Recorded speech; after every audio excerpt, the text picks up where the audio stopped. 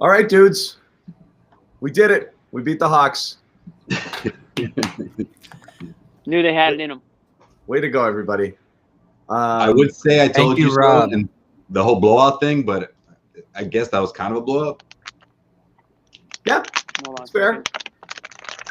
No free ads, so it was fair. We'll wait for some people to join in here. We'll make sure everything is clicking the right way, and then we'll start talking about stuff. But speaking of clicking the right way, how about them Celtics tonight? How about Celtics? How about Rob Williams, and how about Kemba Walker? Kemba, we're looking at a whole week of good play from him now, so the progress continues. 4 or 5 games for sure. Yeah, but I like the way you put that, John. Him and Rob Williams, like them together, the way they looked against the Hawks. Rob we never seen him put it together quite like that, right? Like, so I'm not gonna. Experience was so fun tonight. Let's please start with Rob because. Oh, I plan on it. Yeah, like I said, I'm slow playing it because I want people in the room here. Yeah, I mean, no, it's the usual. Yeah, you start with Rob. Bring up Jaylen at the end of the show. John's been starting with Rob. John's been starting with Rob all season. He's been starting with Rob all season. No, but I mean, you go to the thing. Like I said, you go to the thing that was most interesting and remarkable off of this game. And again, I think it was. I think it's hard to argue. It wasn't Rob. Just, no fans. He was so interesting. But I mean, that stretch where it's basically like steal, block, backdoor, make a nice pass, dunk, alley-oop. And like Bobby tweeted about it from the Celtics account, the game went from mildly competitive to a blowout during those Rob Williams second quarter minutes there. And that was basically the ball game. But the guy's just so freaking electric. He probably had like 11 fouls tonight. I think he only got called for 4.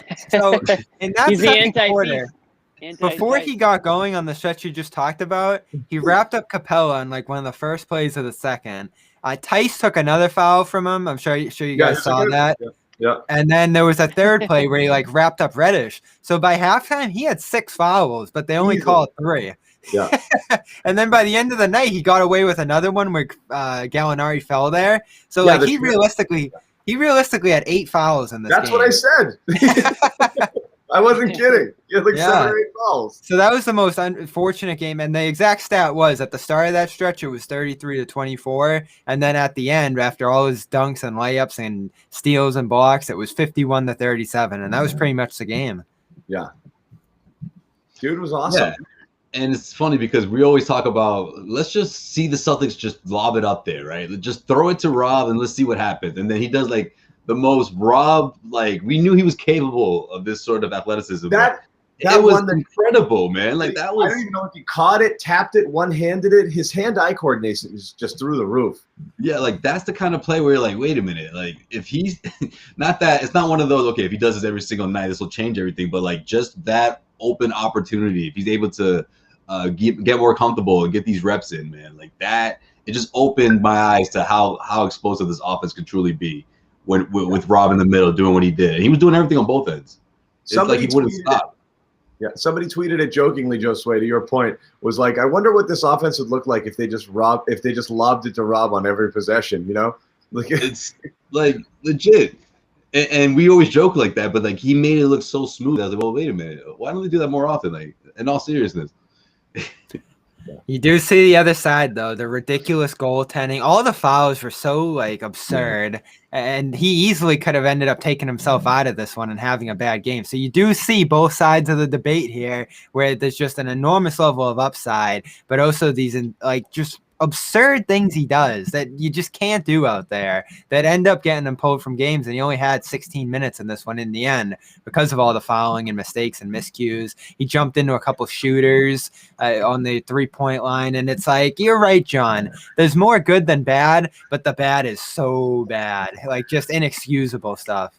I know, but I mean, again, it goes back to the same point we're making. I believe that the sorry, good Mr. Perfect. The good place, it's not perfect. It's just like things you can't do. But it's not the thing is, it's not a one good and one bad cross each other off. The good is something he's like one of the only human beings on the planet that it could be done. You know what I mean? Is like no one can. it allows you to do things that no one else on the floor you could even attempt it with. So it's not just a net positive result. It's an overall positive environment that wouldn't exist if Rob wasn't on the court. The things that he does, the game, the plays that the shots he alters, his quick hands, his steals, deflections, all of that stuff. No one else does that. And what he's able to do in and around the rim, and when you throw it up there, and again, we joke with the roll gravity and all of this and that. It's a real freaking thing. I mean, and the guy just doesn't miss. I mean, his field goal percentage this year is like 85%, but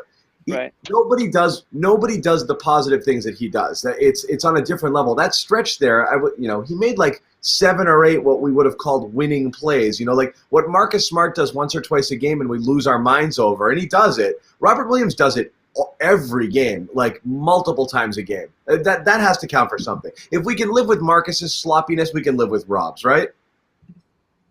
Yeah, absolutely. Not quite. No, you got to live with it. I agree with you, but it's your best player, Jayson Tatum, putting his head down, driving into the lane, and turning the ball over left and right. But then also he's hitting ridiculous. I don't think it's that simple though. But he's hitting shots only Jayson Tatum can hit. Like there is a trade-off there. Like, and I think Rob does things only Rob can do.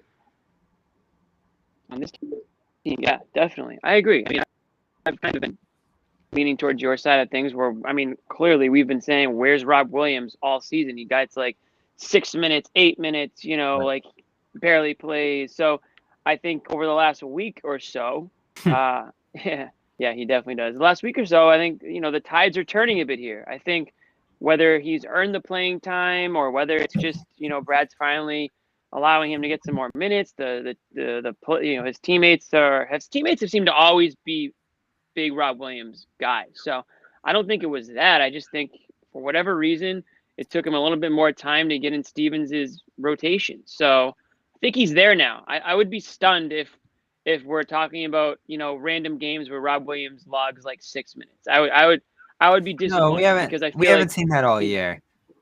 Like we've seen sub 10 minutes. He's averaging like 14 minutes a game. So don't tell me that he doesn't have games where he's played under 10, because I can guarantee you that he has. Earlier in the year, and he's had a couple games with the hip taken off, and I still wonder what role that plays in it in terms of his role and like how much he does play physically. Because after that stretch, he took himself out of the game. He called out and stepped out of the game after that big run he had in the second. So I don't know, conditioning wise, hip wise, what's going on there, but in terms of earning minutes, 16-20 is a given. I just don't know if we'll see him cross that plateau or start like we've talked about, because there are still great players playing in front of him too. The other two centers were fantastic tonight as well. Yeah, he might be playing the right amount. It's hard, and on a night like this, when you have Thompson playing a really good game, and Tice again, the difference with again, Capella went off again, but the difference when you see Tice defensively, he's obviously the best all-around defender of those bigs in there, even if he's going to get beat up by some of the bigger guys. Just his activity there, and obviously he's a more capable defender. He's a more responsible defender than Rob for sure. Makes a difference having him back. When they complement each other like this, it turns out great, and you're like, wow, the bigs were great tonight. It's hard to argue against it. But when you see Thompson have and again, you don't want to overreact to one or the other, but you look at Thompson, 2 games, 3 games, he's kind of like, get this guy off the court. And Rob, I think, is pretty explosive almost every single night. So that's why I'm always lobbying for the Rob minutes. Yeah, I was going to say, John, this is the best we've seen all 3 of them in one game, right? It's a cohesive unit, if you will, right? And I use the word cohesive loosely because they're nothing like each other. And I think Tristan Thompson, like, for what it's worth, he did have a good game, but Capella, like that, those offensive rebounds, those putbacks, like that's the reason had why like 10 offensive rebounds, right? Yeah, completely ate them up. Yeah, like 8 or 9 offensive rebounds. I think Mike Gorman even made a joke, like he has to be like the best I've seen at this this year, because it was, it got to a point where you start thinking, well, Tristan Thompson, that's the first thing I think of when I first started this, or when I first heard of this other signing Thompson, is that those offensive rebounds, those second chance opportunities, he has to minimize that, especially against teams in the East, whether we're talking the Hawks or whoever it is down there. Besides that, you have Tice with the outside shot. You have Rob Williams getting things done on both ends. And that's why I think those Rob Williams are so valuable, especially whether we're talking with the second unit or you can plug him in with the starters, because that energy on both ends, I just think it's almost it's not only contagious, but it puts the Celtics at a level energy-wise where they're able to compete better. Like I just hated those stagnant, 5-minute stints where not only the offense is dry, but like the defense, they can't even string together stops. And we've seen that so many times against the Wizards and against the Pistons and against, the teams that the Celtics were essentially just out-hustled against. Now, were we concerned about the way it faded in the fourth, though? I mean, to a certain extent, but Trey was, to quote Brad Stevens a couple nights ago, that, that's Trey. He wasn't too disappointed with the defense on Trey. Trey's going to hit those shots, but the Celtics managed to have that padded lead that the Hawks, it was too little too late at that point. So the thing that real quick I'll say about Rob is like the highs are very high and the lows are very low. So it's kind of like the middle of what John sees and what Bobby sees. So like, I agree with John in the sense where it's like when Rob's out there, like really, really, really great things could happen. Whereas you're kind of capped with a guy like Tristan, who, he might do what he does. And tonight was a great game. So not a really good example to use, but generally speaking, you kind of know what you're going to get, like 8 and 6, right? Or like he's going to grab the rebound and whatever. But like with Rob out there, you feel like, wow, like at any moment, this guy could just come out of nowhere and swat the ball into like the 20th row, or you could go for a nasty dunk. Like there's just a lot more you're capable of doing as a team with him on the floor. So he might play his way off the floor once in a while with a stupid mistake or whatever, bad defensive rotation. But overall, I think you get the pros outweigh the cons, I think, when he's out there. So, well, but Jimmy, to take it one step further than that, though, what I think is, I understand the good and the bad of Rob, but what ends up happening is you put in a guy like Tristan because you think he's safer on most nights, and then you end up having to live with a bunch of things that he did. So with Rob, you might have mental breakdowns. With Tristan, sometimes he's just getting physically dominated where guys are just jumping and getting the ball, or he's trying hard. He gets the offensive rebound. He can't do the putback. His percentage on putbacks, I don't know what it is today, but as of like earlier this week, it was 40-something%. I mean, very, very poor on ones that should be automatic buckets. You grab that offensive board, you should be able to put that thing back in, and he's not. So you're living with negative plays from Thompson. You just feel better about it because it seems like he's in the right place. He's just kind of getting beat up like he was with Capella, in a couple of stints over these last couple of games. So that's why I mean is like it's not like he's got a clean sheet when he's out there either. He's been so much better though. No, I think the thing with Rob is I think like a polished big man will really exploit Rob, and with the low post moves and things like that. That's when you'll see Brad too. Yeah, right. I agree. I think that's when you really see. Okay, maybe you get a quick hook more. That's when we start calling for Andre Drummonds. Right. Those games, and you're like, that's when that conversation starts. I mean, all that talk. I mean, Thompson's been better, but still defense disappointing. Rob's been better. And you still have a stretch like the fourth tonight where I was a little disappointed with him and then the mistakes we talked about. But Daniel Tice coming back tonight, I thought was the difference. A 7-9, game-saving 5 finishes to close the fourth. His defense was phenomenal in that first quarter where they were shutting down the paint. The double big lineup worked. And a great connection with Thompson now. He plays off Kemba well. He plays off Tatum well. He gets some running in transition with good rebounds. Like this, he's been so underrated this year. And I've called him a top 5 player on this team. And, we can talk all we want about Rob and getting more minutes, but there is no way around Tice playing 30 minutes every game. Like, it's just a shoo-in because he's so good. His chemistry is so great with the starters. He can fit so many different roles. I mean, come on. Like, this game was way more about Tice and Rob, if we're being serious. We are being serious. Yeah, I don't know if that's the case. I think it is 100%. I don't see that at all. I thought. Oh, Tice come on! Did you guys turn? I think you guys turned off the game after the third quarter, started setting up your computers, and just came up and talked about the first 3 quarters because Rob was a disaster in the fourth. I absolutely think writing off a lot lot of what happened in the fourth is perfectly fine. Well, they would have lost if it wasn't for that Tice stretch to close it. I don't think they would have lost. That's fine. That's been an ongoing concern, Bobby. Like bridging the gap to that fourth quarter. And obviously you don't want to see this happen on the reg, but I mean, you take those 3 quarters from Robert Williams and you say, wow, like that's to get you to the fourth or to at least bridge the gap between the second unit and bringing back the starters. I think he looked pretty damn good out there. No, I'm not knocking Rob's game, but I'm saying Tice just doesn't get enough credit. We go crazy about Rob every night, but Tice has built such a consistency to his game that he deserves a ton of credit coming back tonight. And I feel like leading the win. Rob was +1, Tice was +20 in this one. Now you like plus minus because you don't like it all the time. Well, I think that just showed you what happened in the fourth because Rob got nailed in the beginning stretch and Tice closed it down. Fourth quarter was a mess. I just think the expectations are completely different when we're talking about those two centers. And for Robert Williams, I mean, granted, Tice obviously he was missed in the starting lineup, right? But at the same time, when we see this from Robert Williams, it just offers that glimmer of hope that you diehard Rob Williams fans out there have been just hoping to see him play 20 minutes a night or at least be used more often. I mean, I think this opens that window, or at least it's been open, but now it's continuing to get bigger and bigger for him right now. All these opportunities. Well, fortunately for Rob, Tice took that foul in the second, or none of that would have happened.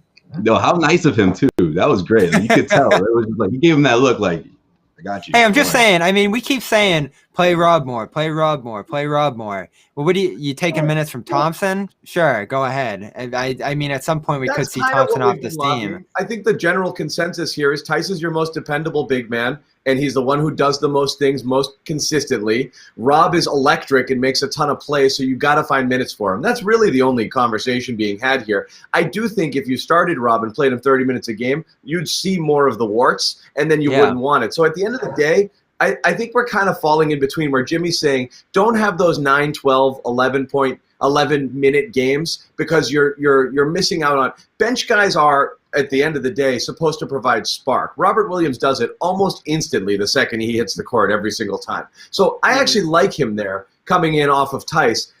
It was really mainly the Rob versus Thompson debate here, and I do think that where it gets sticky is when you get Marcus back and you shift out and Thompson goes back to the bench. We saw that already happen before Marcus got hurt, and it hurt Rob's minutes right away because all of a sudden you were like, how are we going to play this rotation? It took Rob out of that early action. You weren't seeing him until the second quarter or middle second sometimes, and you weren't getting impact from him during that little period of time. That's what I'd be worried about. And then the larger conversation of whether or not you can live with three bigs, and that's it.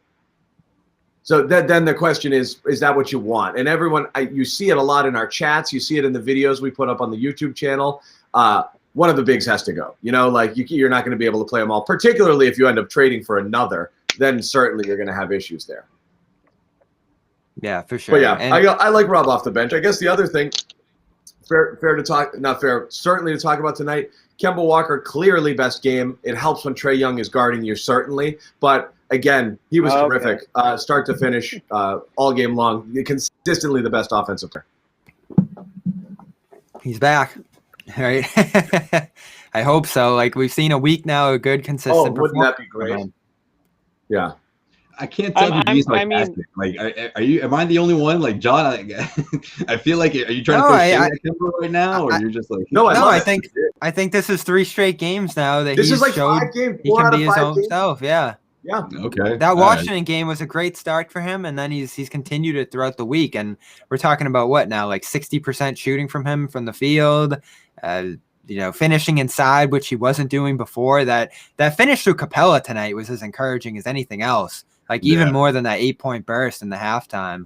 So he's adding layers and layers to what he's doing here. He's getting off the ball a little bit, which we want to see. The adjustments that he needs to make are happening quickly. And I know I was looking into his defensive numbers. They're still below average, but I still feel like, as we talked about the Jeff Teague and Pritchard situation on Wednesday, he brings you better defense than those two. And he's positionally sound, and he fits with all these other starters so well in a way that, we were talking about dumping this guy earlier in the year. And I don't think that's even in the imagination now. They're so much better when he's out there, and he still adds so much to this team, even at a diminished state. Yeah, no question. I think one of the biggest things I noticed tonight that I didn't see necessarily beforehand was the point of emphasis of seeing the floor as opposed to seeing how is he going to score. Like, I feel like beforehand it was like, okay, when he had the ball in his hands, most likely he was considering how to, attack the defense or if he's going to pull up. And this time around, it just seemed like he was just going with the flow of the offense. Whatever the team whatever the offense was reading. I mean, whatever the offense was reading from the defense, he was able to attack, and he was attacking with confidence because he wasn't overthinking. Like it got to the point where like when he's not overthinking and he's scoring, and it's not just 3-pointers that he's relying on. He's able to mix it up and find teammates for good looks or in transition buckets. Like that transition play where the ball didn't touch the floor and the alley-oop up to I think it was Thompson or Rob. Like those are the kind of plays that Kemba it's a no-brainer because he's just out there playing basketball and he's not overthinking it. Like that's the kind of Kemba out there. What we saw tonight was the Kemba that I remember from last season before the bubble, or at least the normal Kemba that we waited to see come back. Yeah. He's back. It's back. Much closer to pre-bubble Kemba. Much closer to pre-bubble. It's time, guys. I think it's John, hit the camera for me. You doing it? Hit the camera. Already? Already. Here we go. Listen, Hold on. Wait a second. I can't do it yet.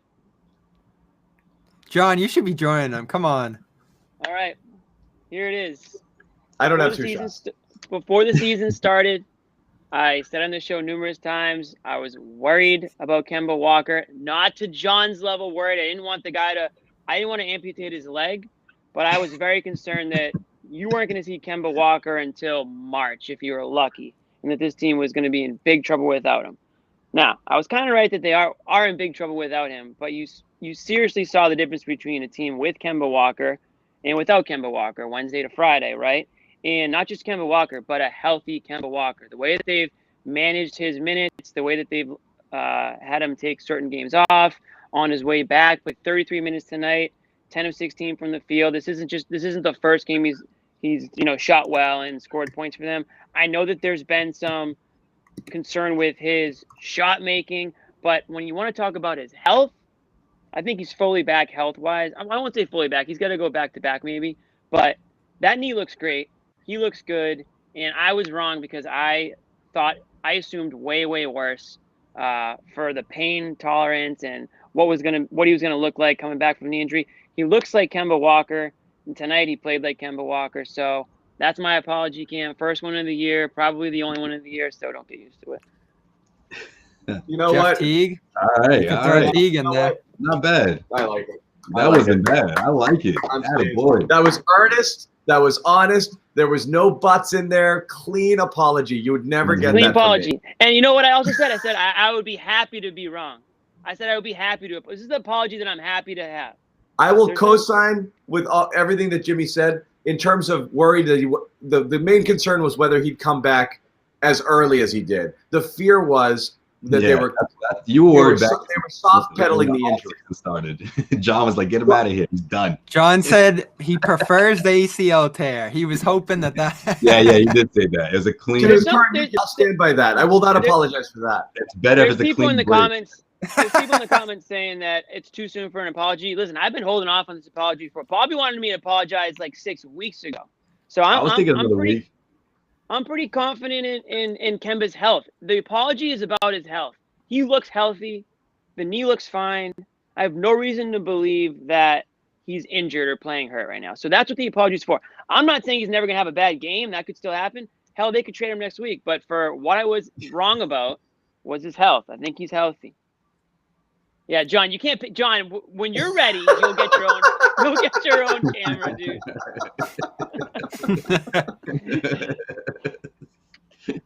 That cosign, John. John's trying to hide behind my apology. Wait, how does Saint Celtic know that? Anyway. Whoa, wait a minute. You're a Fish fan? Doesn't matter. About time. Right. He doesn't want to claim it. All right. Nice job, Jimmy. I mean, I went in early on the Raptors, and that actually turned out to be a mistake. They're back, and they just swept the Bucks, and now I got to get back on that bandwagon. Bobby, you have so much to apologize for, my man. You got the Raptors would absolved you of so many other things. Okay, so we'll get there eventually. We'd have to have a whole I came very close on Thompson. I came very close on Thompson, but I'm liking what he's doing the last few weeks. I'm holding off. Yeah, right. Man. I didn't read your text from like 3 days ago. You are the wishy-washiest guy. Yeah, 3 days ago, like, I'm done. That's it. All the way out, guys. Bring in Vucevic. I'm done. I have it. It's in my phone 2 days ago. I'm all the way out, guys. The texts are a done with much them. different story. We've only gone to the text once on this show, and that's always a dangerous game. The Thompson, texts are confessional. yeah, the Thompson stuff is settled down, but I was close there. Raptors deserve an unapology chant because they're back, and they're right behind the Celtics. Apologizing for the apology. That's a new one. Yeah.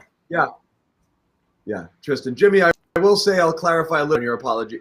I'm not even going to do it because everyone's going to light it up. I'm not going to do it. No, go ahead, You're John. good. You can't do that. There's still 6-8. There's still 6-8 with Kemba. Okay. It's about the health. It's more It about doesn't matter. It's about the trend. Doesn't matter. You know what? I was going to say that, but then you That's unfair. It's about the trend. About the health. It's all about the way he looks last few games. Yeah. Yeah.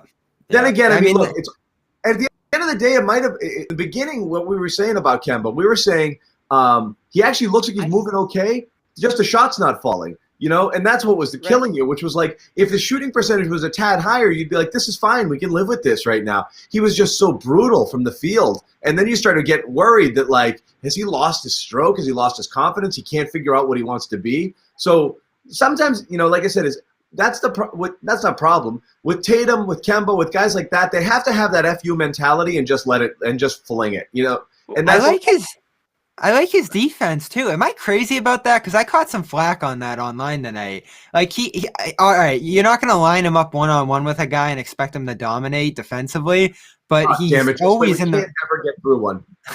He's always in the right position. And so he's plus 26 tonight. They had a top 5 defense last year with him playing all those minutes.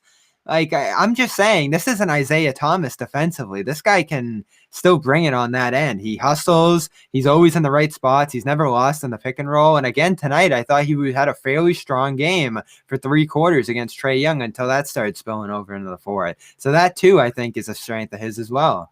So people saying it's too soon, you have to understand, like, I literally didn't think Kemba Walker would even be playing right now. So, like, I was pretty wrong about that. So I think it's a fair apology. Like, the guy's putting up, he's playing 33 minutes a game, 28 points, 10 of 16. Like, I was pretty freaking wrong about how I felt that return was going to go. So I don't think it was too soon. Again, I'm not saying, here's Kemba Walker, you're, the MVP of the second half. I'm just saying, listen, if this guy plays and is healthy the way that we know him to be, the Celtics have 3 legitimate scorers on their team. They just got to figure it out.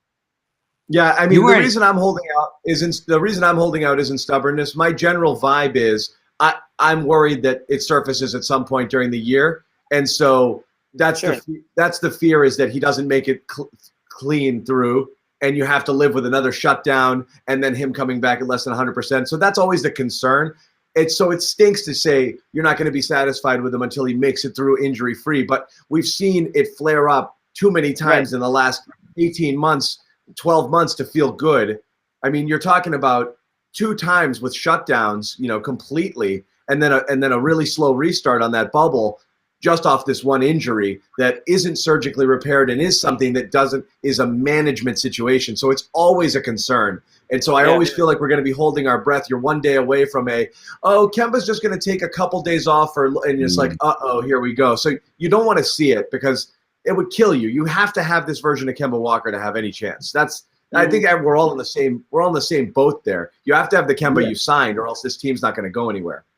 Yeah, that's fair. I mean, anything could happen. He could land on it weird or tweak it or something could happen. But I mean, based on what I saw tonight, I'm comfortable making my apology at this point. I'm not saying, John, you need to, or that he's completely out of the clear. But I think it's pretty safe to say that I was wrong about where I thought he'd be at this point in the season. So, Jimmy, I'm with you there too. I was worried we wouldn't see him until March. This felt like in mid-January we'll start talking about when to bring him back, and all of a sudden he was practicing and he was playing. So, hats off Kemba. And again, a lot of people talk about this too. If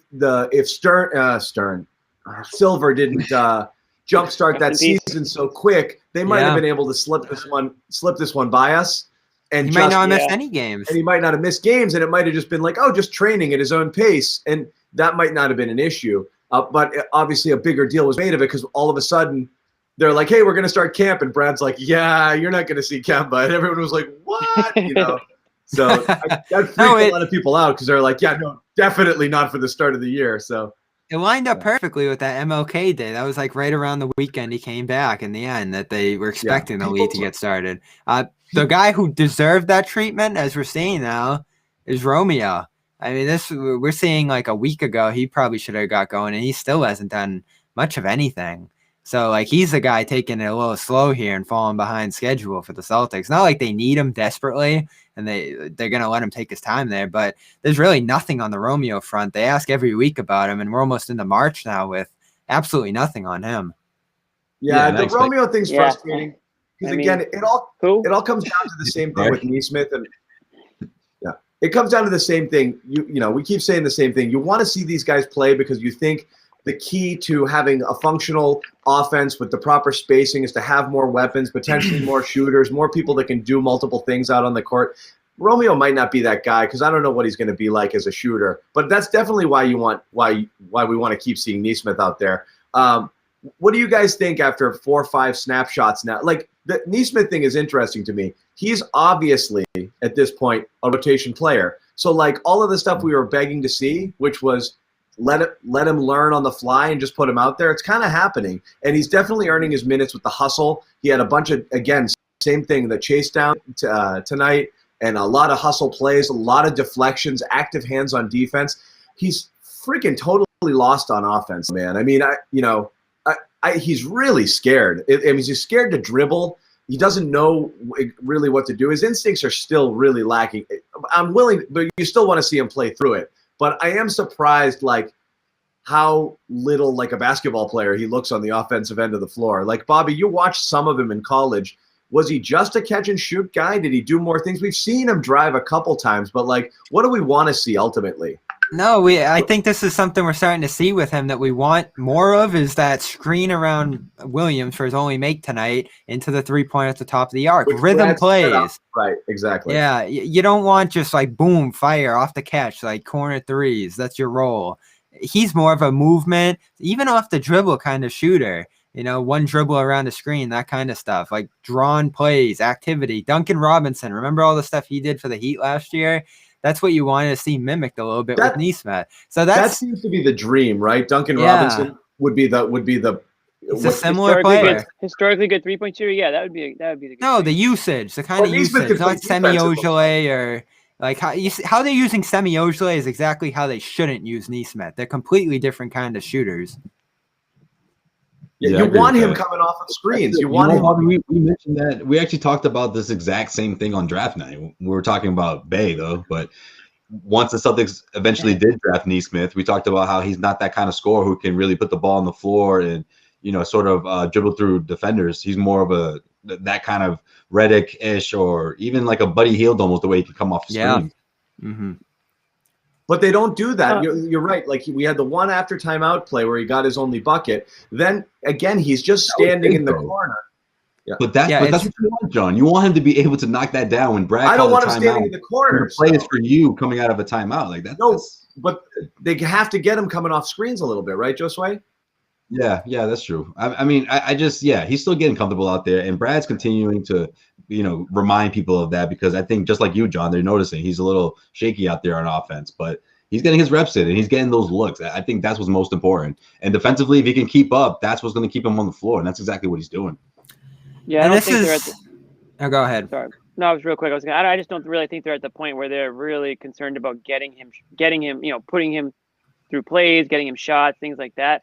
I think they want him out there, open up the court for the Jays, for Kemba, and if he can get open, great, take the shot, have that confidence to take the shot. But I mean, to expect him to be running around like, you know, Rip Hamilton or Ray Allen right now at his career, little much. I'm just happy to see him getting some playing time, and I think the comfortability will come. John, you made a good comparison, I thought, in our chat to Avery Bradley and just like the timidness out there. And obviously two different players. Avery Bradley was, you know, known for his defense coming into the league, whereas this guy is the complete opposite, but similar in the sense where they're just kind of sitting back and watching and sort of letting the ball. I don't want the ball in my hands. Right. Please take it and then run away. Bradley did that. You know that was last 2 years, but they were also asking Bradley to run the point.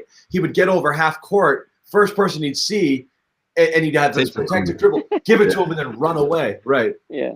Yeah. You know who that reminded me of last year? Langford, Romeo. Remind me of a young. Yeah, same exact The rookie thing, man. I mean, these guys, the guys played it almost as much as we have this season, and then you get thrown out in an NBA game. You see them knock down like 2 or 3 in a row from the side, those side jumpers, those mid-range jumpers. You're like, oh, wait a minute, let's see more of that. Like, that's what opened up Avery Bradley's offense in the beginning.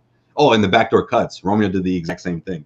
Open backdoor cuts. Bradley was the king cut, dude. And I guess the one thing you'll feel good about these guys, again, Nesmith is certainly playing hard on defense. He did have that one play where he got dusted early, just trying to defend somebody top of the key. I forget who it was, and he got blown by. He's still a little bit sloppy and reachy at times, but he's working hard. I mean, he's really working hard. And we saw Romeo playing really good defense last year in the bubble.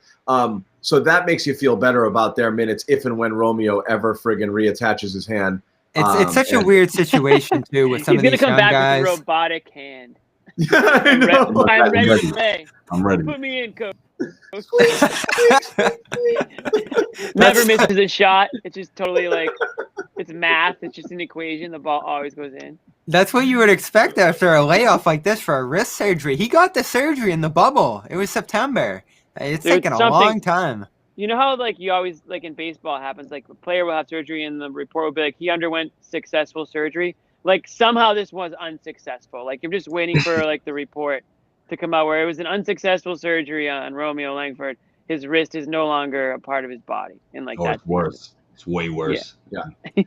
Yeah. Radio silence there. Last thing though, has anyone asked about him? Sorry to cut you off. I mean, every week there's nothing new. It's just literally nothing. Okay. Yeah. Interesting. He's shooting before games. That's about it. So he's shooting with his foot. He's learning to shoot with his feet. Yeah. I don't know. He's just drop kicking the ball. There's this weird thing. So we always talk about with the Celtics, how empowered the starters are, Smart, Brown, what he's been able to do on the ball now. When it comes to these younger players and the bench guys, there isn't that same level of empowerment. The way we talked about Rob. Unless you're Pritchard, and then you do whatever you want. Shemi Ojeleye didn't play the same way he did out of college. And now Nesmith, it's a little bit of a different, more limited role here. And maybe it is because these guys don't adapt as well or aren't fit for those roles at the next level. But over the last few years, just the movement around the stars and the involvement of the role players in particular. I was comparing this to 2016 when you saw Sullinger get post-ups and Evan Turner hop on and off the ball, and some of the role guys on that team and the movement that they had was just unbelievable. And this year, it's just pick and roll, space out to the sidelines, catch and shoot. The offense has just really been kind of condensed in a way that I don't think has been for the better. And maybe it is the personnel, but I don't know. We're seeing a stark difference from those late Isaiah teams to the more recent teams where it's been more ISO and just get out in space for the role guys.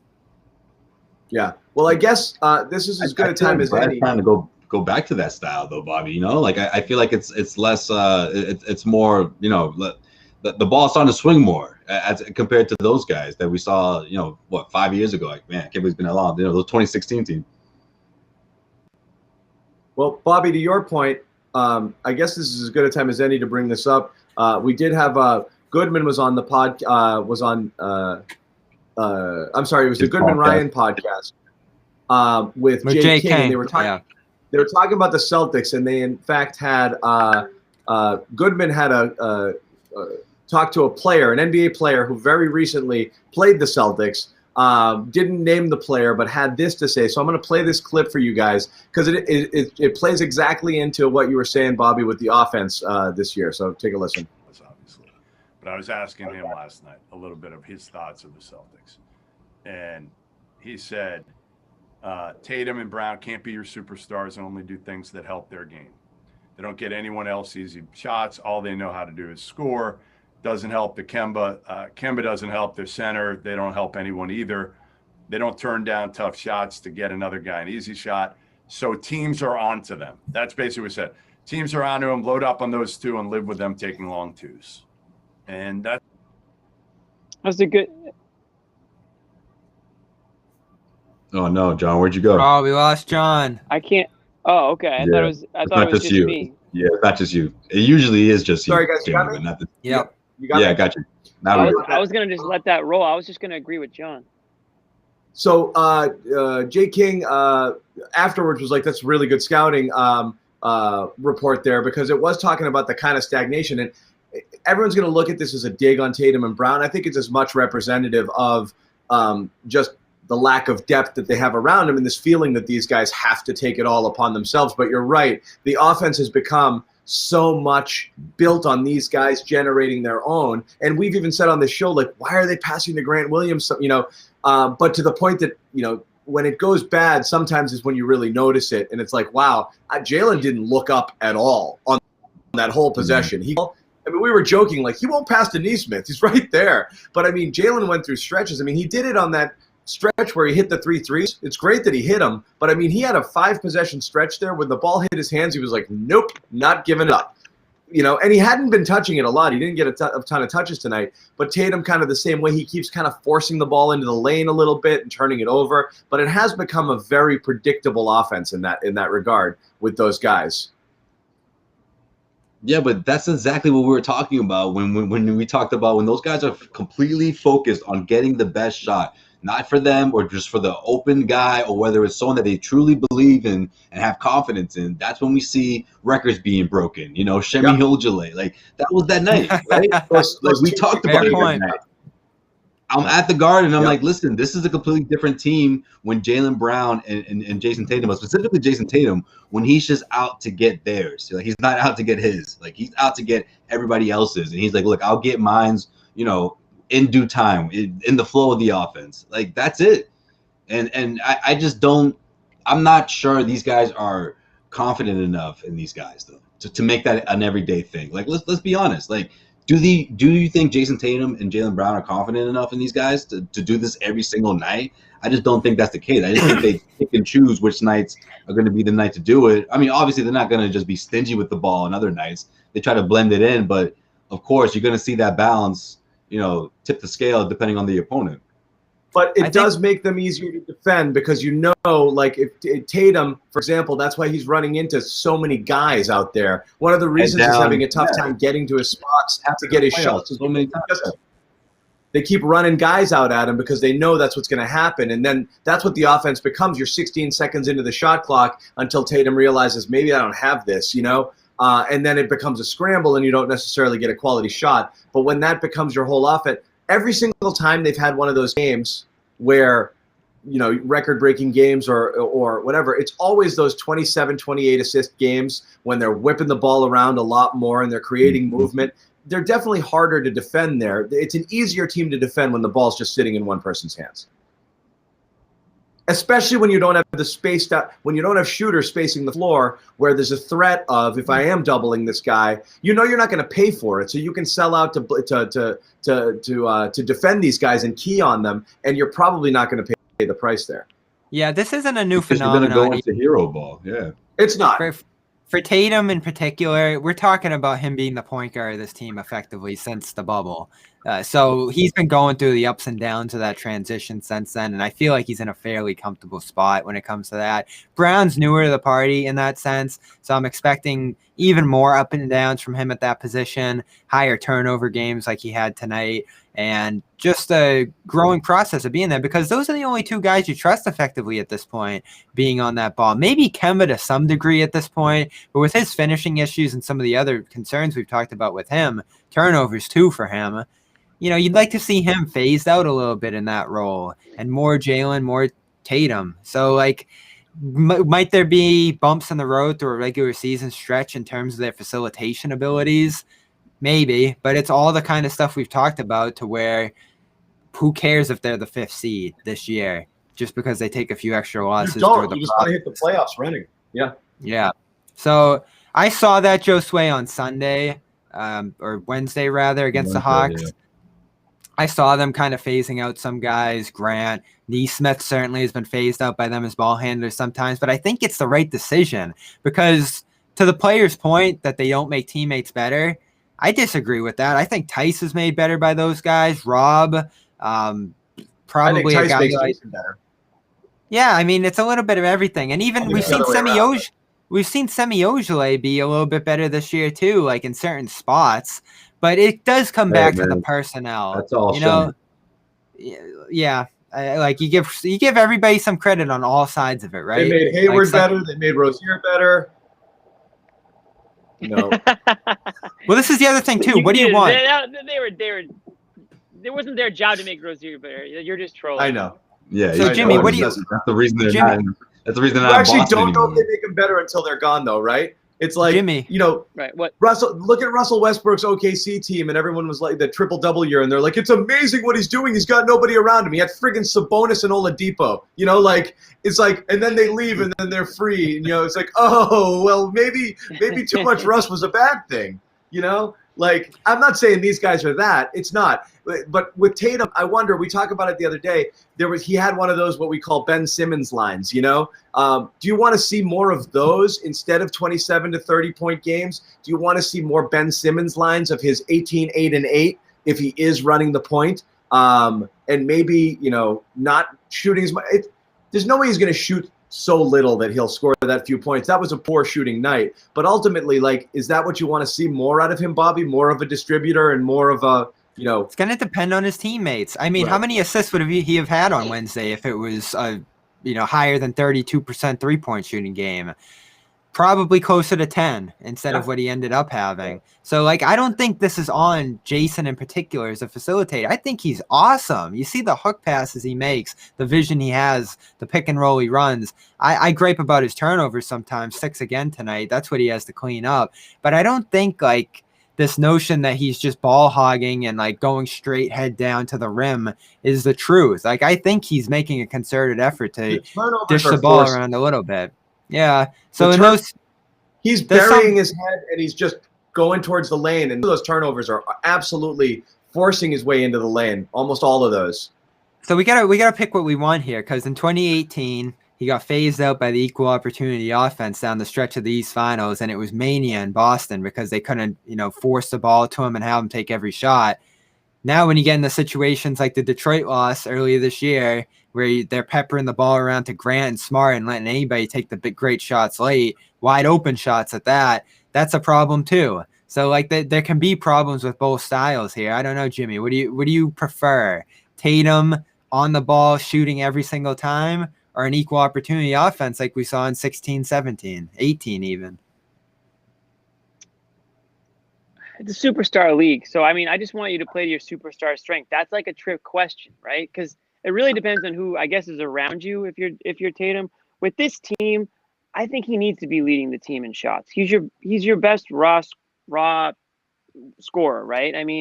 The problem is you have a guy like Kemba Walker who also needs shots and who also needs the ball. So in that case, you kind of need him to play that point role at certain points. So I don't really know if I have an answer for which would you rather have. I think he's good enough to sort of be like a chameleon with the players around him, but he's also still pretty young. So at the same time, he's still growing that part of his game. He's not a natural Ben Simmons. He's only 19. He's only 19. I think, yeah, he's not even 20 yet. I know, but Jimmy, what it comes down to is you just have those. You can have the ball. I guess ultimately what you want is him to have the ball, but to make the right decisions, and that's obviously subjective. What is the right decision? But you have those games where he settles for fallaways and difficult contested twos way too often, and you have other games where he's burying and he's trying to force the issue. So ultimately, someone who has a feel for the game, and he does, but as he continues to get that, is going to do less of the bad things and more of the good things. That's what you want to see. But there's no reason to excuse those games where he is clearly forcing the issue. Agree. Right. Completely. So you just want to see make more right choices, I guess. Yeah, you don't. What you really don't want. Yeah. What you really don't want is for him to form bad habits, and I think that's actually a really important aspect of Danny Ainge's style of rebuild here has not been, at least with these guys, has not been to just put a shitty team together. He's constantly has good players around guys like Tatum and Brown, so they aren't really allowed to just turn into I'm just going to take the ball and take 25 shots and not play defense and not hustle back. There's always been a Horford or a Kyrie or a Hayward or whoever around them to sort of, and I'm not going to say mold them, but to keep them in line and to help them, sort of follow the correct trajectory on becoming an NBA superstar and not taking shortcuts or not becoming like a player who just focuses on, 28 points a game and doesn't do anything else. So yeah, there's going to be bumps and bruises along the way, but I still think these guys are on the right path to being complete players. And really, at the end of the day, that's what you're looking for, is for Tatum to be a complete player. And there's a handful of them in the league that are, I'm not going to ever compare anyone to LeBron, but a complete player in the sense where you can rely on them to score, pass, rebound, play defense, right? So I think that's where they're headed. They're obviously not there yet, and that's why it's so hard to like. Right. That's why. On one hand, we're frustrated by like the production and the wins and losses, but on the other, it's like these guys are still relatively young, and like their best years are multiple years away. Like, so it's a hard balance, I guess. Yeah. But that's it, Jimmy. Balance. You're holding him to the standard of what you would want a top number one in the league. What you want a top 10 player to be. You're holding him. You see, right. You see, Jokic come in here, and you're like, that guy literally does the right thing every single time with the ball. Yeah. I know it's asking a lot, but look, and again, we keep referring to that ESPN top 100, top 50 players thing. Jokic was 10th, and we're like, does he belong there? And then you watch him, and you're like, yeah, he freaking does. You want Tatum to be literally a top 3, top 5 MVP candidate every year, that he's in the league, because that's what you need to be a championship team. If he's not, it doesn't mean he's a bad player. He's still a great player. But you got to get to that next level. You want him to be nearly perfect with his decisions and cut out all the stuff. The why he's held to a different standard. He's held to the standard that you want a top 5, top 10 NBA player to be. That's why any criticism of him is just that he's not there, not that he's not good. Okay, I think people confuse that. I agree. Right, but I think that's the next step in this progression, though. Like, that's the next step. It really reminds me of a young LeBron. Like, remember, that was the huge part of LeBron's game. He had to get down, how to be more of a playmaker, how to make his team better, because his team wasn't strong enough that, he was a shoo-in to make it to the Eastern Conference Finals. Like, obviously, this is a different situation because, LeBron didn't have a guy like Jaylen Brown. But I think the biggest difference here for Jayson Tatum was that obviously he had the experience of going to the Eastern Conference Finals so many times as a young player, and now that it is quote unquote his team, he has to sort of figure this thing out and sort of divvy up the touches with someone like Jaylen Brown. So it's a difficult transition into that role, but I'm not worried about it. Like, I just think that's the next step in his progression here, and that's going to lead to more trips to the free throw line too. Like, that's another big part of this. When the ball's swinging more often and he's looking to get guys better looks, or if that's a priority, he's getting trips to the free throw line, because as soon as that ball swings back, he's getting pummeled, or he's getting a great open look, a high percentage shot. Let's be honest too. Did we ever expect him to be a point guard in this league, a point forward? The fact that it's already happened at 22 is unimaginable. I always thought he had like nice secondary passing skills in the lane out of Duke. I saw a lot of that from him in college, but on the ball, pick and roll, spreading the ball around off the dribble at 22 at the rate he's done it in the playoffs, no less. 5 assists a game, 20% assist percentage. Like, he's ahead of schedule in that regard. So to look at him and say, oh, this guy is a flawed lead guard for a team, like, it's just way too early to say that. And I know there's mistakes he makes along the way, but the whole package is enormously effective. Wasn't the form of them making the East Finals last year, Tatum on the ball, leading the offense, spreading it around, running the pick and roll? I mean, that's what got them there. And there were mistakes along the way. They went 7 games against Toronto largely because of those mistakes, but it was still him in the end that got it done. Mm-hmm. Leave it to John, man. He's like, finds the one player that's like an absolute savage in the Joker, and trashes Tatum. Look, we not Jokic. We made Durant comparisons, and we deemed that unfair, and it is unfair. But ultimately, again, you're talking about, you want him to on a level where you're talking about him in the vein of those super players. That's it. He's got a long time to get there. Yeah, Yes and no. I mean, you don't want. I get what John getting at, though. Wouldn't it be great for it to happen now? Like heading into the second half of the season. I know he's young, but this is seasoned at this point. I don't think it's ridiculous. I don't think it's ridiculous. It's 2 years of You know, him I mean, being in that position. like I said, Luka's there. Luka was there in 20 games. You know, like Well, you look at guys like Luka. Booker is another like Luka was in absurd 20 games into scorer. his career. Awful teams. I mean, So that's Suns are good this year, that's a man. disadvantage though. Like, what do you mean? No, you get the opportunity to. Tatum was never on the ball as a rookie or second year in the league ever. Well, yeah, I mean, he wasn't asked to take on that role, but I think that's easily a part because of he could not have. He could not like have. after his first 2 seasons, like I think that's part of his game that he's expanded on, like on a level that we've overlooked, or at least now we're talking. It kind of goes back to what I was saying though, is that these Celtics teams have not allowed like a guy like Tatum to just take over from when he entered the league. There's always been star players along the way, and this is the year, or I guess last year was the beginning of him sort of taking over and being the guy. But even then, you brought in Kemba. So like again, like there's always players, veterans, and established stars in this league that have. I'm not going to say anything that they've done negatively for Tatum. I think it's helped him. It's just helped him grow as a player. Maybe not at the speed that we would have seen, but also maybe he's making less mistakes, or maybe he's more of a polished player because of the players that he's played with along the way. And I don't know. I mean, we'll never know, I guess, but that's the route that Ainge took, and that's the way it's going to be for a guy like Tatum and Brown. It's going to be. That's just the way. We all agree he's good enough to be the best player on a championship team, or else we wouldn't even be talking about that as an aspiration. I don't know that yet. Today, no. No, I don't know that yet. That's what I want there to be. Yeah. Why were they a pick? They were a popular pick in the bubble to go all the way. I mean, that doesn't exist without what he was doing. Not before the bubble started. What happened in the things changed within the bubble that made people say, well, wait a second. Milwaukee was playing like crap. Toronto was playing like crap. And the Celtics looked good. And they had Hayward clicking. And they had Kemba back. And everything looked like it was clicking on all cylinders. So they were fashionable because they were streaking. Miami was a popular pick, too, because they were playing really well also. So, in fact, the two best teams, the two teams who were playing the best met in the conference finals. So, I mean, and obviously Hayward getting hurt really, kind of derailed that. And I still think they go to the finals if Hayward plays. But I mean, that was a different team. The easiest path they'll ever get. Yeah, my point through all this though is that Tatum's done it at the highest level at this point. So there's things to clean up, but the assessment that he can't be your lead playmaker or best player like that, whoever Goodman talked to said, is just so wrong. I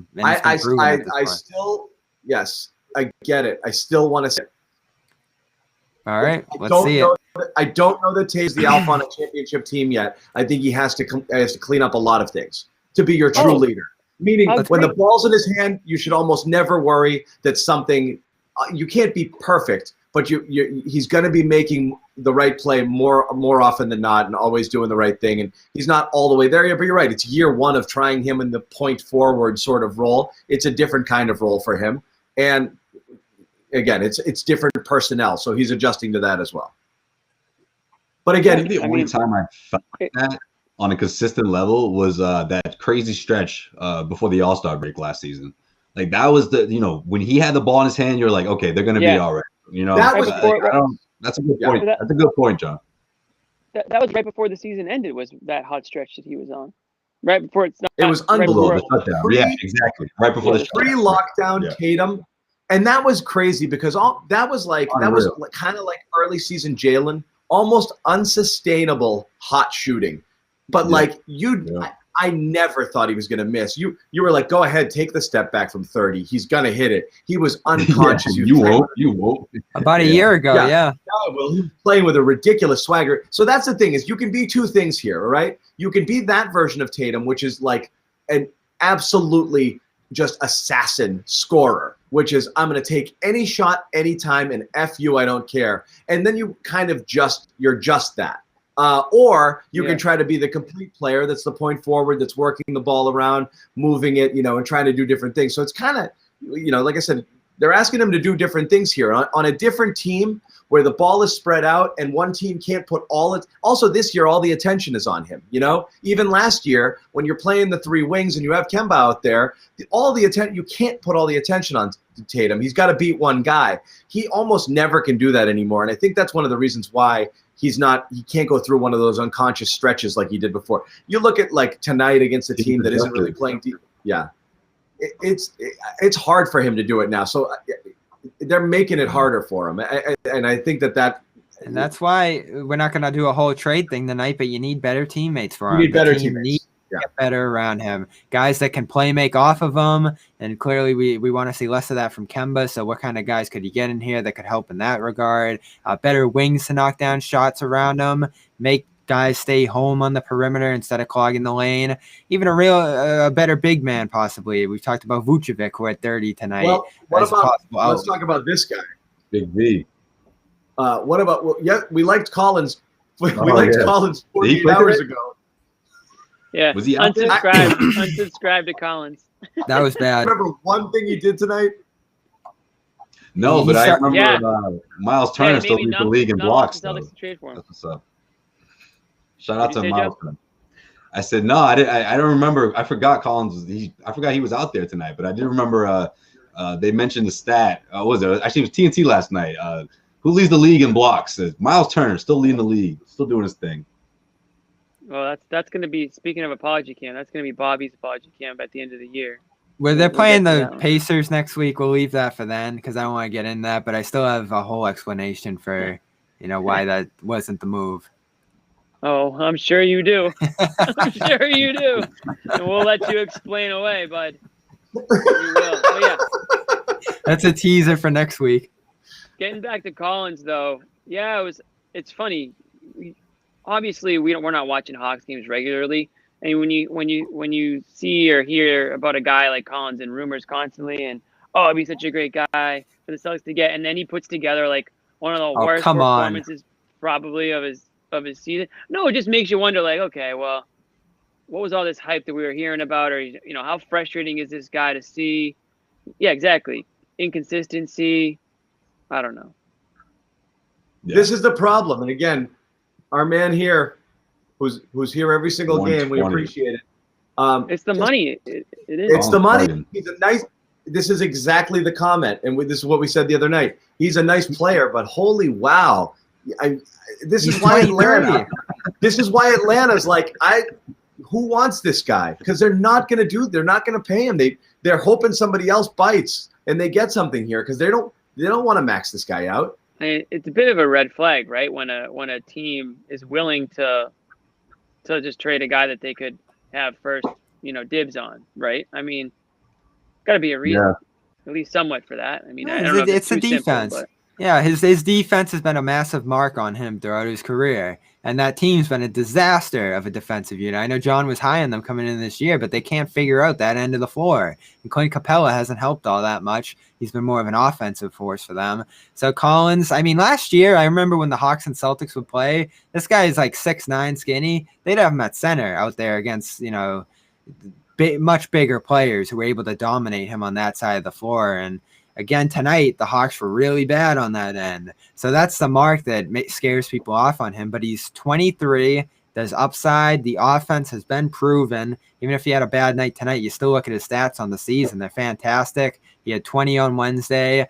And the question you have to ask when they're making moves here is, what kind of move can you do to set up, a future core? Because ideally, you wanted Hayward to remain part of this core for years to come. So you want Hayward like Barnes. Yeah. Well, Barnes is older. Vucevic's older. Collins is 23. And he's been on a bad team his whole career. That's why I say, forget the money. You're paying someone.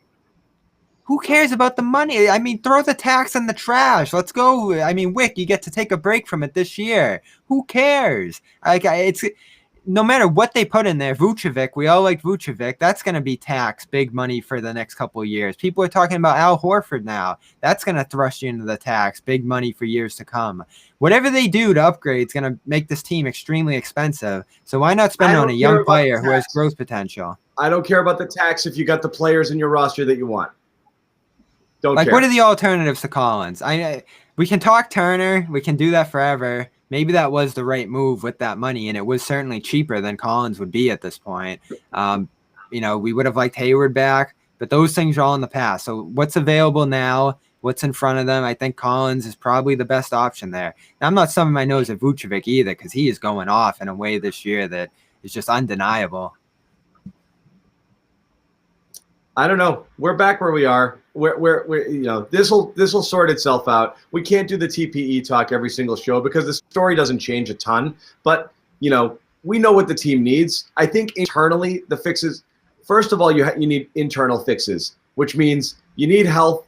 You need to figure out your identity. You need to play defense every single night. It would be nice to know what you have in some of the players that you're still trying to work in here. So you want to see, you know, Neesmith continue to evolve, Romeo to finally get on the court, and figuring out, you know, how it's all going to work when you have all of your players out there. Like that, the core here is going to drive it. And I don't think who they use the TPE on. The TPE is going to help bolster things ultimately, but this team either pulls it together or you're looking at a, you know, first or second round exit. I mean, Danny said it the other day. They're not, you know, they're not a championship team right now. So doesn't mean they can't start playing like one, but you got to see more from these guys. And it's possible. We've seen them at their best play a brand of basketball that I think could compete with almost any team out there. You just have to do that. That's it. You know? It's the consistency factor. And it's again, we're not going to sit here and pretend that like they haven't had their fair share of injuries this year. They have, whether it's COVID or whether it's Smart, you know, Pritchard, Brown, whoever, Kemba, obviously. You know, I really want to see this team fully healthy and then get a good judgment of you know what they actually have there. I don't know if that's going to happen, but hopefully they can get a few of those games together before the playoffs start, so you can get an idea, or really before the trade deadline, so you can try to get a better sense of where do they really need to improve on, assuming that they're healthy. And I know we talk about bigs, we talk about wings, and I'm sure those are the two main priorities. But again, it's just a matter of, I think what John says is true. You know, you have to fix internally what's been going on with this team, because the talent is there much more than we've seen, to the point where they should not just be one game over 500 type team. We all know that. Yeah. Right. And I think the course, the lessons of the course of the regular season and all that stuff, and the in and outs of all that, I just think at the end it's which team's going to be tougher mentally, you know? Like, I mean, yeah, sure, the 76ers, they had injuries last season, right? So of course the Celtics, you know, it wasn't the most challenging series. You know, you look they at dominate them every playoff series though. The Sixers have always been. Yeah, but that was the year they were supposed to do it, right? Like that was the year, you know, they got Al, they gave Al a bag of cash, and right. You know, Ben Simmons wasn't healthy, but that was supposed to be the year. So you know, you pass them, you get to the Bucks, you know, or excuse me, yeah, you get to the Bucks. And granted, like I just think the Celtics were just a better cohesive unit, and they just had that down, that chemistry. But the other teams have gotten better now, and whether we're talking record-wise or we're talking talent-wise, but chemistry-wise, I mean, I think the Celtics, maybe they had the edge, and then in that aspect of they have that familiarity in the starting five at least. But for the most part, with that second unit, I just think between now and then, you just have no idea what it's going to look like, and you can compare it to the same teams we were talking about last season. And at the end of the day, the seven game series, like I just think the Celtics, they're going to learn a lot about themselves, and I think that's a good thing. Like I don't think this TPE thing is going to be what ultimately makes or breaks this Celtics roster. I think it's going to be bigger than that. It's pretty important though, and all the points you say there are valid, but when you come into a season losing a starter and don't replace him at all, yeah, you're asking for results like this. And that's been a massive part. They've been searching for that fifth starter. They've run, I think, 16 different starting lineups this year. This is again, everyone. This is why we keep going back to the. I mean, not based off of Turner's performance only this year, but why it was worth getting almost anybody in here, even if they were 50 to 60% of what you were losing versus nothing. And the nothing was the killer, you know? And again, yep. So again, the trade, Danny was looking at that signing, that Jeff T signing, like, oh, 14 a night. He's a lock, guys. Don't worry about it. Like, whatever it was, you know, and again, whatever it was, it basically comes down to the trade comes down to Thompson and the TPE versus what you could have gotten at that time, you know? And so we'll see. He might pull a rabbit out of his hat with that TPE, but it's going to cost you a few more things. But yeah, you're right. What Bobby said, you left with nothing. You keep losing. You've lost how many assets for nothing? We see it every night. But I mean, everywhere you've lost Kyrie, Horford, even Rozier, and now Hayward for nothing, really. And obviously hurt him until now, though, right, John? Like those other ones didn't really hurt him to the point where you were like, oh, this team's in trouble. He was able to slip under. Yeah, because you're like, we still got these guys. We still got these guys. They all piled up on each other. Kemba Walker fell in his lap. That. And Tice was playing as well as Horford for a fraction of the money. So we go. It felt okay, Yeah, you got that, Bobby. That's true. Yeah, that's what we're looking for on this show. No, but I mean that felt okay there. And then Kemba supplemented Kyrie. So you're right. You got away with that. Terry, there wasn't space for him here anyway, so you were fine with it. But that Hayward was, I really think, obviously the tipping point loss. And how many Celtics fans were just kicking him out the door? I hope they're thinking about that now. Bobby, like I said, I thought he was worth the 30, and I'm going to keep saying it. I would have overpaid, and I don't care. I think you were better overpaying and having him than risking not. If it was even up and it was I'll stay here 30 or go there for 30, absolutely they should have paid him. People viewed him as getting in the way of the Jays, but he was actually gluing everything together, looking back on it. He was the ultimate glue guy with his passing and ability to score on and off the ball. Yeah. He was awesome here. His defense, it was less than people wanted in terms of injuries, which I get the frustration where that came from. But in terms of what Hayward was on the court, it was undeniable the kind of impact he had. And they really succeeded in the playoffs in spite of that. It wasn't, oh, we're better without Hayward. It was, wow, they really rallied and played much better without him because they were still missing a lot there. But now they got to make the best of it. They're missing a big piece, and Joe Sway brings up the rest of the East. Another reason I look at this and say not all of this can be internal is because the rest of that East really is so good. Philly, Embiid drops 50 tonight. The Bucks, I know they've been streaky, but they still scare me. And the Nets last night just clean up the Lakers like nothing. Kyrie and Harden, perfect chemistry. Who are they? Who are the Nets? I don't know who they are. I don't get it. You don't know. I think they're going to win the championship. I really do. No, don't do that, Bob. Don't go back. Bob. Really? Chip. You said James Harden went Bobby, there. don't show your age. I know you're hanging out with older people, but it's the chip. You can say chip. It's okay. Go ahead, Bobby. No, I mean, I was so wrong about the 22-0 with them that I said to start the year. I thought they were going to be Warriors level dominant. I was so wrong about ... the story of Bobby's season. No, but I still think they're going to win it all. I mean, that level of talent is just... Don't go back on this, man. Don't do it. Who do you guys have winning it all? Lakers. Yeah. Listen. The Nets. It's Lakers or Nets. The Nets are legit. The Nets are legit. I mean, it's not going to be easy to beat them, but I'm not betting against LeBron until somebody gives me a reason to. So. I'm banking something happens with the Nets health-wise, which you can't predict. That's messed up. The demon of bad health, John. No, I'm only saying. No, it's John. It's fair. Look, sometimes tearing ACLs is a good thing.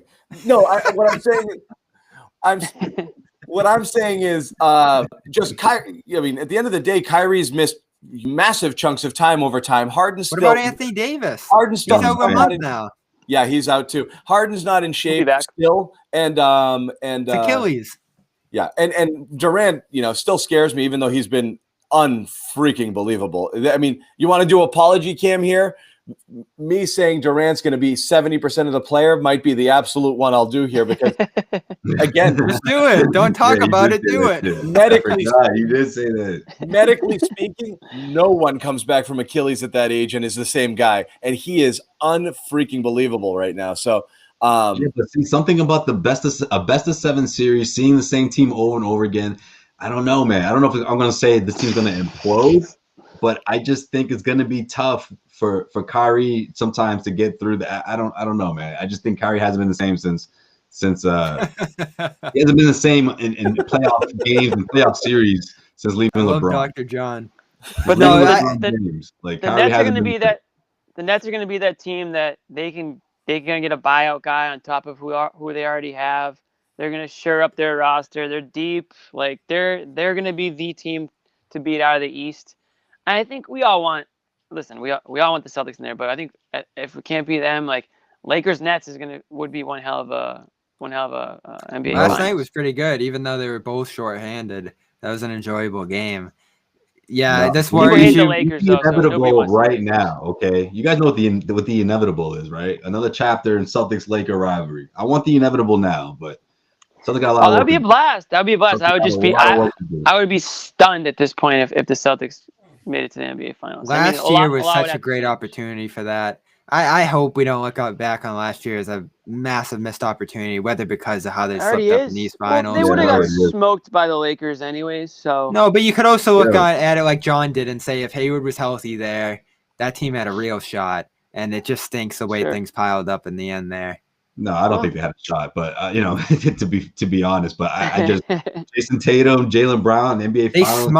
smoked the Lakers that December in the Garden, though. Like, I still keep thinking about that. Then they gave them a run for their money when you guys were out there. Like, they played that team really well when they were healthy. Yeah, but who's gonna take care of Anthony Davis? Like, I just think Anthony Davis Tice, postseason. he's the best player in the league.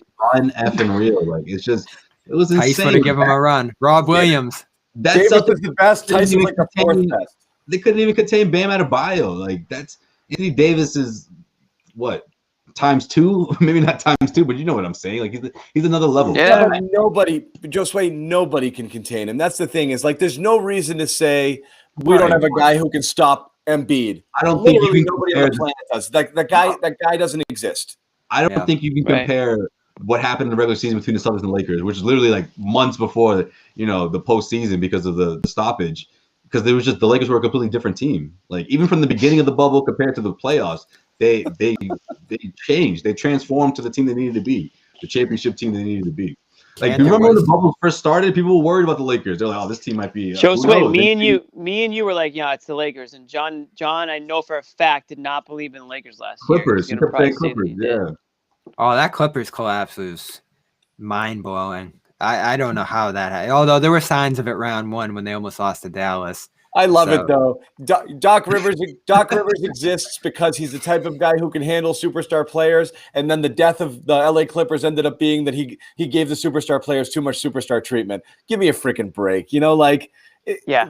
That was ridiculous That out was there. totally on the Paul players. George just died. Totally I on the mean- players. They just folded it up. That was disgraceful Paul George was so awful. But it goes Awful. back to what we and were awful. saying. Yeah. It goes back to what we were saying. Like sometimes the coach is the first one to go. You're not going to trade all your players away. It might not be the coach's fault, but if the players tune them out for whatever reason, change Yeah. needs to be made. It doesn't mean Doc can't coach. Clearly he can. I mean, he's doing his thing in Philly, and he's been perfect for that team. So that's the big difference between Philly this year. that I irked love me. Doc. That irked me Yeah, a little who bit too, doesn't? John. I was excusing him. Like he went out there to be the guy who could deal with these types of guys, and then they friggin' it always only works until it doesn't. You want it was like Frank Kona in his last years with the Red Sox. Having a player's coach is great until all of a sudden you lose complete control of everybody, and then it's like, oh, there was no discipline here. People were doing whatever they wanted. There was resentment and So your infighting. coach is ripping shots with the players Yeah. in the back That after a loss. Yeah. that irks me too, though, because They're like, bring me the freaking fried chicken. Chicken I'm and beer, done. baby. You guys win it. Yeah. Kawhi was never going back to Toronto too, which was disappointing for all of them. But the Raptors did give him things that aided him in a championship run in a great way. And then he took that and brought it out to LA and sort of treated that team like they were the championship Raptors, and they just coasted along.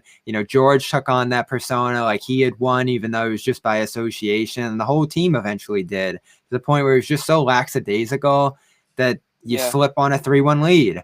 And that brought up questions about both Kawhi and George, of course. And we'll see how they answer it this year. They've been awesome. We even saw how they lost to the Celtics, a few weeks ago. It wasn't great. Massive collapse. Jimmy, I put this comment up here. You remember we were at this game. We were in the locker room when we asked. I asked Anthony Davis about this, about the block on Rob, and he gave a good answer. He was like, "Yeah, man, I totally didn't think." I remember that game. We were talking about who stops Davis, so it's an interesting comment. Davis went up thinking like, "I got this clean," and Rob Came out just of nowhere. kicked the shot out of the sky, and then he did it again. And I asked him in the locker room afterwards, like, "Were you surprised?" And he was like, Hell yeah! Holy crap! Did he get up John, there, you know? John has a Rob Williams jersey, as someone said in the No, comments. but I was There's so no doubt. impressed by it. 'Cause it was Rob He was was playing wearing like it in the locker room. Rob was playing like 5 minutes a night. This was one of those few games he got to play, and he just literally Davis was like, "Whoa," you know, like Right. totally shocked by it. Yeah. After he asked that And question, then Brad went benched across him for the 6 hall to games get after time. Yeah, but he answered it though. Normally players are like, "Yeah, whatever, man. I'm freaking Anthony Davis." You know, like could have been a Right. brush off, but his answer was like, "No, man. I was really impressed. Like I did not think he could get up like that." I like No, the way nobody- you like, yo, you see that? You saw that too, right? It's like, yeah. Nobody watches Rob and is like, "Oh, that's not impressive." Like you watch this guy and it's just like, "Holy crap, this guy could be the best center in the league." Yeah, But he goes, at times, right? Yeah. he goes 27th in the draft for some reason, and you're like, "Why'd that happen?" And then he's on the bench all game, and you're like, "Why is that?" And there is just something there that prevents him from like reaching his potential. And It's like honestly, he's guys, so eager. He's like, I want to do everything. You know, he wants to block every shot. He wants to get out there. He's just, you know, and so but when he slows down, sometimes it's a little too slow. He's got to find that right gear and kind of stay there the whole time.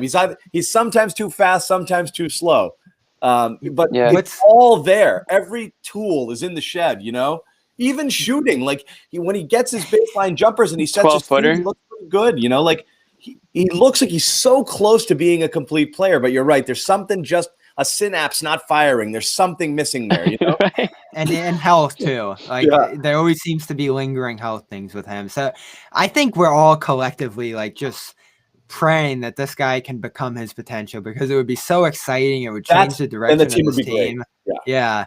But it has been slow progressive improvement. Like the arrow has gone, you know, maybe not straight up, but it keeps going up year after year with him. Yeah. It's just how long can you wait to get there? He might be shades of another Rob that New Englanders are very familiar with. Rob Gronkowski. Maybe some similarities there in the athleticism, dominance at the position, eagerness.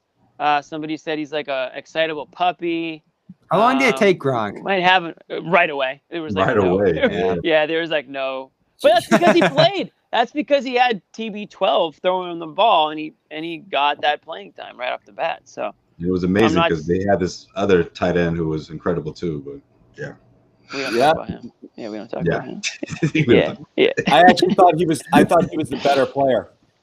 Great. That's well. It wasn't That's until cool. year 2 that Gronk completely took off. Yeah, that's true. The second year, yeah. Second year, he had 17 touchdowns, but he had 10 touchdowns his rookie year. So 07 gets remembered because they were undefeated, even though they lost. 11 We don't doesn't talk get about that either. remembered because they lost again. But that team was, you look back on that team, the offense especially, they were loaded. Yeah, Bobby, you bumming me out, Patriots? man. Yeah. Yeah. You don't want to talk about the 2 years they lost? That's what you want to talk about? Yeah, No, I'm man. talking about the second one where they should have had it again. But Well, they that should have team had was it the year after. loaded. The year after 18-1, Brady went down. I mean, that would have been the year they were definitely gonna go undefeated that year. I'm sure. Was They there a went guy who 11-5 with Castle? With Castle. who was yeah. leading the defense in 11, John? Because that's what screwed them. The team, they were. I think they were down a good quarterback then. I mean, look, good corners then. I wonder if that was Patricia too, or was he later? Because he obviously blew the Eagles one with just awful defense. Well, Belichick. And I don't know if the Eagles Patricia won. was still there with the Giants, because No, those teams were both so good. You didn't have a lockdown corner there. You still had Devin might have been playing more cornerback, and Kyle Arrington was your other guy. Arrington was solid, dude. So they didn't have a great Good, yeah. secondary. You did have Wilfork, you had Ninkovich, you had Mayo, so you were decent up front. Andre Carter, I think, was pretty good then.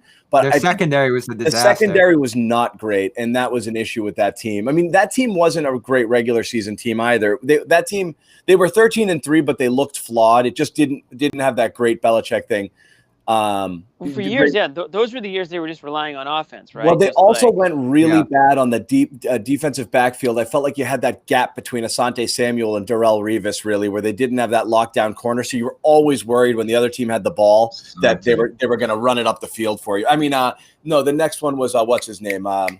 Yeah, Sante was Talib earlier. was the next guy they had that was locked down, and then Talib 13. was nasty. yeah, and then you got Revis, and then after that it became like. That's around the time it clicked for Belichick, which is like, oh, cornerbacks are more important than pass rushers, and they got really deep in the backfield there. But but that I remember those teams. You're always like, oh, when the other team had the ball, you're like, they're just going to throw it. I mean, they're going to complete third and long every time. It was a really stressful feeling being a Pats fan during that window. The only reason they made the defense. They didn't have the defense. The only reason they made the Super Bowl that year was because of Billy Cundiff. Yeah. Yeah. So that was worrisome. When we deviate off of Celtics, we kind of lose we lose the plot a little bit. So we are going to wrap it. It's been quite a while. Pelicans on Sunday. Pelicans is fun.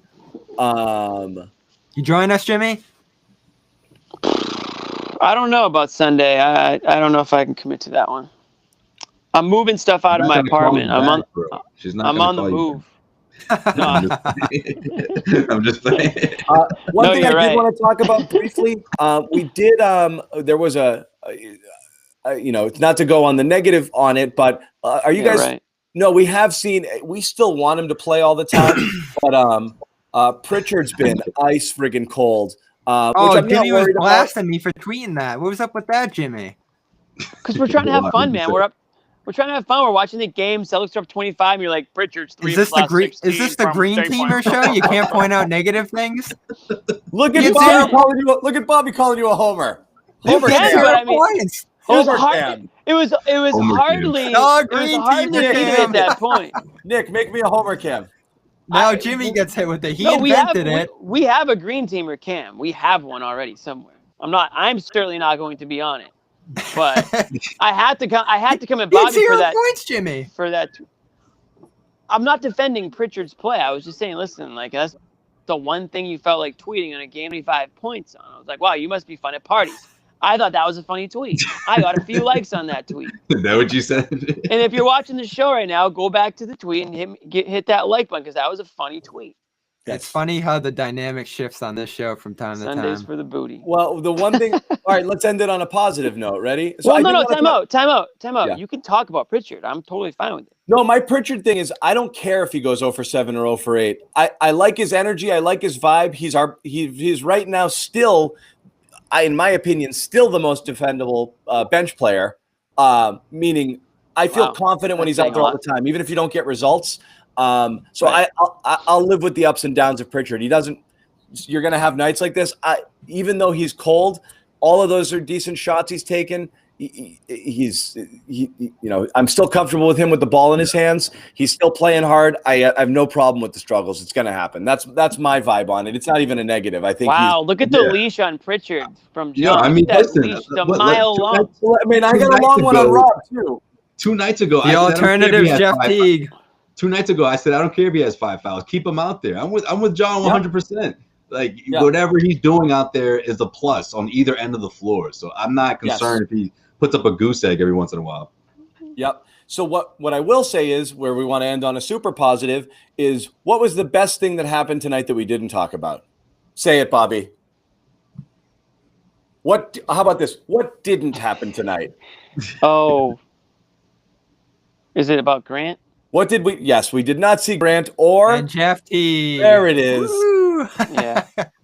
That was a given, huh? It's almost like some stuff with Brad Stevens. He hears it after the game. And again, like I'm not saying he's watching the show, but like sometimes he does get asked the questions after. And it's like, oh, geez, that didn't go well. And then they shift away from it, which like I'm not saying reporters are giving him the idea, but he knows and second guesses some of the decisions he makes. Because, man, was Teague a disaster out there. And he did not belong anywhere near the court tonight. And nor for the future. I mean, that guy is just – he's bad. Let's not forget Kemba played tonight. He didn't play Wednesday. So, obviously, there were some minutes that needed to be distributed last game. So, I think that's pretty much when you're going to see Teague, right? Games where Kemba can't play and they need some, some spare minutes. But the point is – maybe not even when Smart comes back, Right, I know. I mean, that was Pritchard had 5 fouls. So, I mean, it really was like a perfect shitstorm, if you will, of allowing Teague to play at that point in the game. So, yep. And you're right, John. Grant generally doesn't seem to have a role here when they're healthy. Not when you have 3 bigs healthy, Yeah. Tice was out with the finger for a couple of days, so Grant kind of slips back in there, albeit late in the rotation.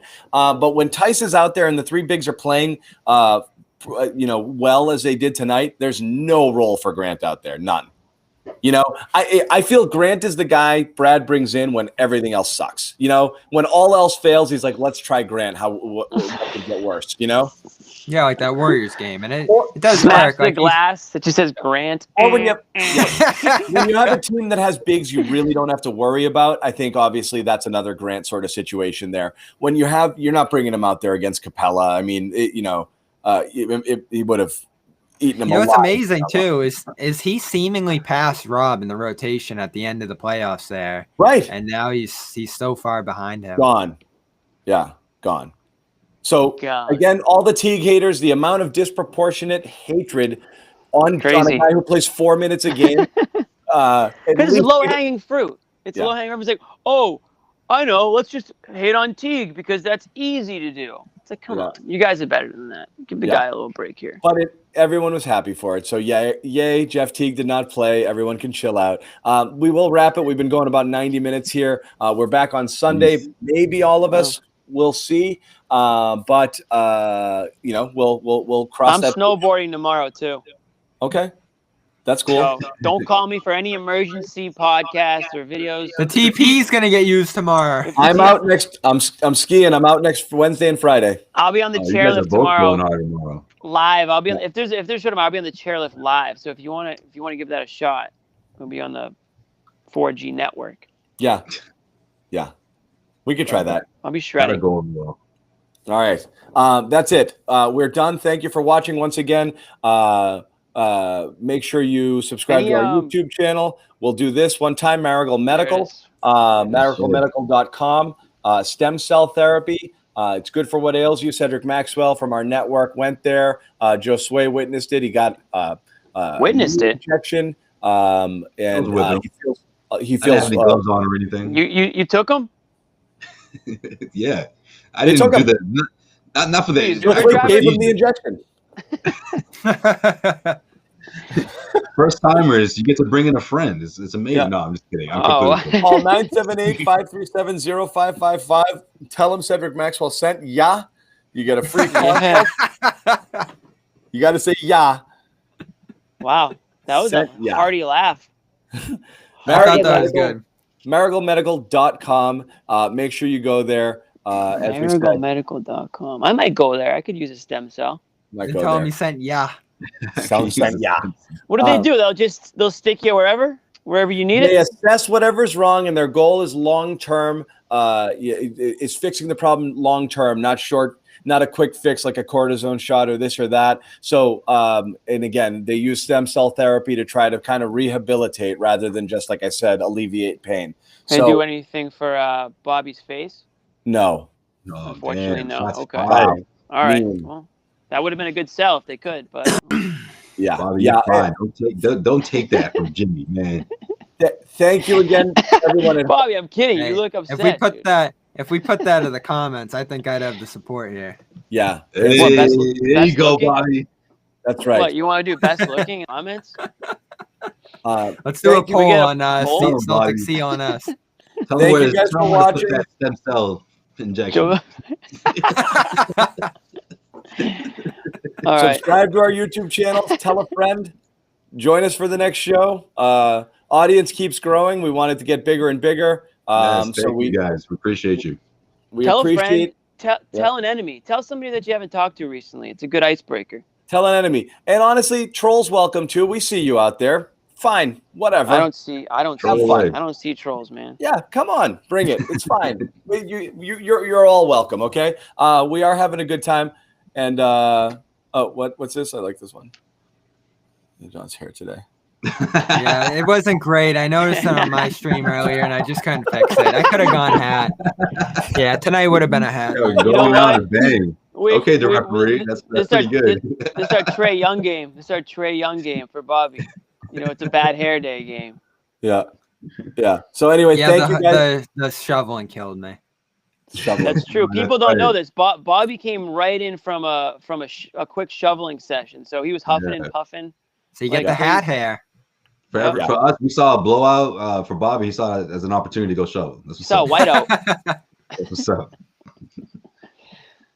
There's always money in the banana. This guy plays the hits. This guy must know me, and he must know what shows I watch because it's literally every single one. This guy plays the hits. It's your wife. Yeah, I love this. We're about to sign off. Everyone's they're getting the comments in now.